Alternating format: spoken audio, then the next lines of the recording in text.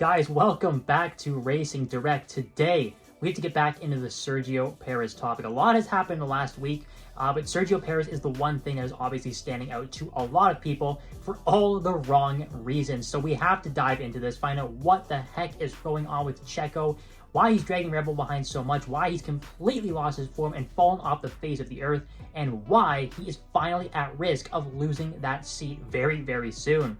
So as always, the magic words, guys: subscribe, like, comment, and share. You already know what to do. Let's jump right into this. So yes, there's absolutely no surprise. Sergio Perez is in a world of trouble. Absolutely nothing has been going right for him. Basically, since I would say after the first 4 or 5 races of this season, something has happened with Sergio Perez, and it's right after he signed his contract extension with Red Bull. And now that team is probably having second thoughts about that offer, and obviously telling Checo, hey, you can stick around for a couple of years, and they probably weren't planning on him being absolutely dreadful after signing that new extension. Now, of course, you sign a contract extension. That generally means that you should be safe for the foreseeable future, however that contract lasts. But that is not really the case with Sergio Perez, because it does sound like there is some early exit termination clauses or some goals that Perez has to meet. And if he doesn't meet those goals by a predetermined race, Red Bull can legally kick him out the door. Now, there are 2 key factors in those exit clauses, or 2 main goals that Perez has to achieve to avoid getting fired by Red Bull, or just have that safety net that he so desperately needs in this current time. Honestly, he's running out of time right now. But the 2 stipulations that exist in this contract are: 1, he has to be within 100 points of Sergio Perez after the Belgian Grand Prix, so right before the summer break. Now, if you look at the current standings in the Formula One Drivers' World Championship, Sergio Perez is currently 133 points behind Max Verstappen. Now, there's only 2 more races before the summer break, that being Hungary and Spa. So for him to make up a 33-point gap, well, basically a miracle has to happen. Something drastic has to happen to Max Verstappen at the front. He basically has to DNF at least one of the next 2 races and then have a dreadful race after that. And Perez basically has to win and get a second place or 2 wins. And honestly, looking at the current ride performance, I don't think that's going to happen. The second clause in the sort of, I guess you'd say, early termination of this contract is that he has to be within 5 positions of Max Verstappen in the Drivers' World Championship. Now, he's currently meeting that goal, but just barely, because he's in 6th position, while obviously Max is leading the championship. However, I don't think that's going to last very long if you're looking at the current run performance between Max Verstappen and the 2 Mercedes cars, because if you look at the standings, well, Perez is only 7 points ahead of George Russell and just 8 points ahead of Lewis Hamilton. Of course, Mercedes drivers won both of the last 2 races in Austria and Silverstone, so it's kind of hard to think that Perez is actually going to finish ahead of them over the course of the next 2 races and outscore them. So it looks like he will fall short of that goal as well. Now, look, we don't really know if he has to hit both of these goals, or maybe just has to hit one to save his seat, or maybe Red Bull can just terminate him just for missing out on one of those goals. And if that's the case, well, he's clearly, as we said, he's not going to get within 100 points of Verstappen over the next 2 races. And look, we already know this information is basically public now. I'm not really sure who leaked it at first, but the information is out there, and the pressure is really on Checo to perform. Maybe he could sway their decision if, who knows, maybe he isn't within 100 points of Verstappen, but maybe he could still end up putting a couple good performances over the next 2 races and sort of sway their decision or change their mind. And look, it's honestly not a guarantee that even if he doesn't reach either one of these goals, that Red Bull is absolutely 100% going to terminate that contract early.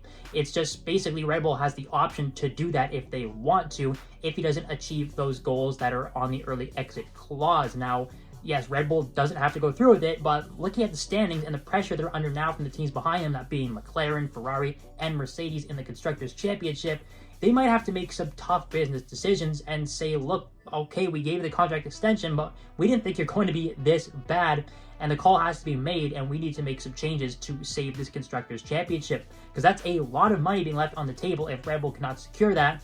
And you would think the way they started this season, they should have had absolutely no problem clinching that championship very early. Now, yes, the other teams have caught up, and you can even see that times are tough for Verstappen as well. He hasn't won the last 2 races. He had a pretty good chance in Austria. He maybe one more lap he could have won in Silverstone, so he's obviously still the clear #1 favorite to win the future Grand Prix this season, but obviously it's much harder for him. The competition is stiff.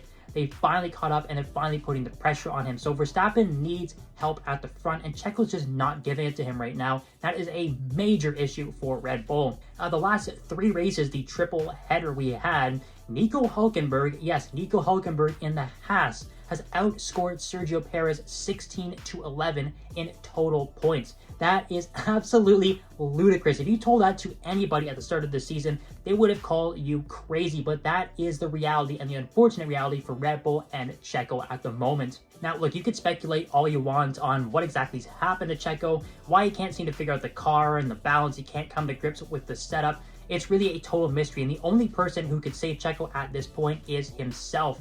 He needs to find that pace, he needs to find that early season form Checo, or basically what he's been doing for the past couple of seasons and just supporting Max and getting consistent results up on the podium, or at least close to the podium. Has to be better than what he's doing now. You can't honestly really get much worse, because even when he's having a bad qualifying session, you would expect him to make up the positions during the race, but he can't even do that right now. So he really has to have a total, complete reset before it's too late, because let's face it, Red Bull is not afraid to pull the trigger on a mid-season driver swap during the summer break. We saw just in recent times when Gasly was swapped out of the senior team in favor of Alex Albon during the summer break. I believe it was around the exact same time as well when Nick DeVries was bumped out of the AlphaTauri in favor of Daniel Ricciardo. So we already know the Red Bull organization is not afraid to make changes and not afraid to take drastic measures to save their season. Now, in terms of the Constructors' Championship, you would think they're pretty much safe at this point because, again, look, they start off the season so damn good and built up such a massive lead. You would, in theory, think they should be safe. It might get pretty dang close, but they are still clearly the favorites, even with Perez's bad run of form.